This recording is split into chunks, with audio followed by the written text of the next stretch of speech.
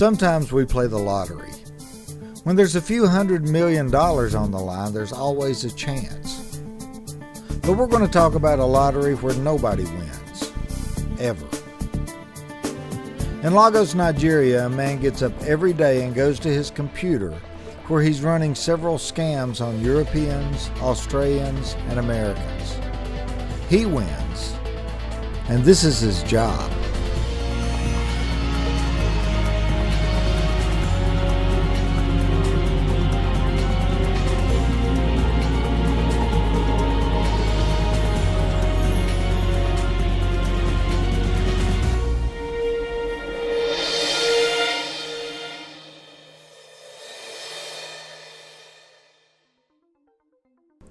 For 6 months, the city of Bristol, Tennessee will be producing informational videos that will run on this channel that will target scams that are becoming more dangerous to our community. There are a lot of scams, but no matter what specific subjects we will be covering in each of these episodes, we will be repeating 4 basic rules to protect yourself in every show. Rule number 1. Do not send money to people that you don't know. Rule number 2. No reputable business or governmental agency will ask you to use Western Union, MoneyGram, or gift cards of any type to make a payment. Rule number 3. Never, ever allow anyone that you do not personally know to gain access to your computer. Rule number 4. Never share your personal information or any sort of financial records or share credit card numbers with anyone who contacted you. That also means that you should never confirm any of this information for anyone. In this episode, we look at ways that criminals work your own greed against you. They promise you money later if you send them a much smaller amount of money now.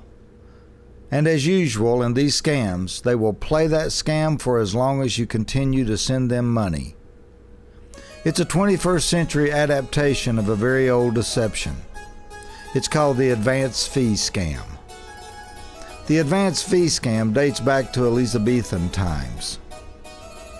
500 years ago, Spain set out to invade England. Spain lost. But like in so many wars, many people from both sides turned up missing. English-speaking Spaniards started putting quill to paper and would write impassioned letters to target wealthy English aristocrats, using their own wealth and patriotism against them. One of the most popular scams was claiming to be a beautiful daughter of a nobleman from that battle. Dear Sir, my father was captured in the recent war with those ruthless Spaniards. He is being held in a dark and dangerous prison in the back country of the Spanish mainland. I implore you, kind sir, to aid me in raising the funds required to bribe the dishonest guards into releasing my father. We are quite wealthy in that he is the esteemed Earl of Netherwoods and the Grand Duke of the Northern Estates, so you will be rewarded handsomely for your patriotism. And I, the esteemed Princess of Netherwoods, will be eternally grateful. Of course, there was no nobleman. There was no prison or dishonest prison guard. And sadly, there was no grateful princess. There was just a con man that was smarter than his mark, and he was probably playing several marks at one time. Flash forward to the 1990s. Same side of the world, but considerably south of England or Spain is West Africa. There are several countries that, while they may be some of the poorest countries on the planet, they are also some of the better educated people on the entire continent of Africa. And like the schooling in most countries, the education is in computers.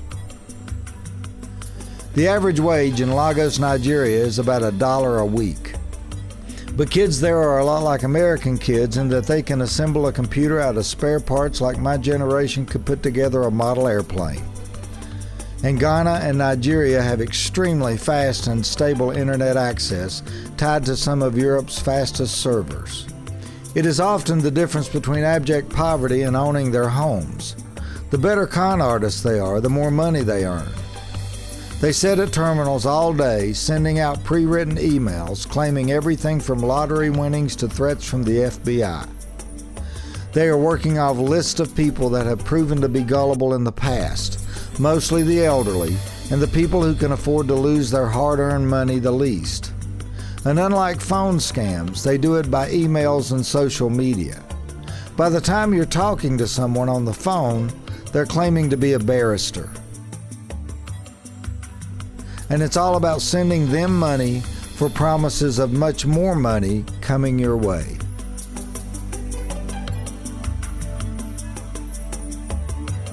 While the modern version of the advance fee scam is believed to have originated in Nigeria, these scams and call centers are located all over the world. But they all fall under a universal name: the Nigerian 419 scams. 419 is the number of the Nigerian Criminal Code that addresses these crimes. A lot of people in these countries consider this to be a justified swindle because of the natural resources that they believe Americans stole from their country. In fact, this practice is so celebrated that a hit song and music video was produced that was a huge hit in Nigeria. It's called "I Go Chop Your Dollar." In this song, they brag about conning the mugu, or target of the fraud, and how they take your money and disappear. Now my sister, brother, I be the master. Oh, you man, I go chop your dollar. I go take your money, disappear. 419 is just a game. You are the loser. I am the winner. There's several of these kinds of scams. The most common and probably the oldest is the lottery. You get an email saying that you won a lottery. They promise you some crazy amount of money, like $20 million, and tell you that you need to send them money to process the winning, usually about $100. But if you go for that, they'll go for another score and ask you for more money. In no time, you've invested several $100s, and now you hate to lose the money you've already invested. In other words, you're hooked. Most of these scams are initiated by emails. And in emails, there are lots of other kinds of scams. This one claims to be from the director of the FBI. It is threatening me with life in prison if I don't send the FBI $105.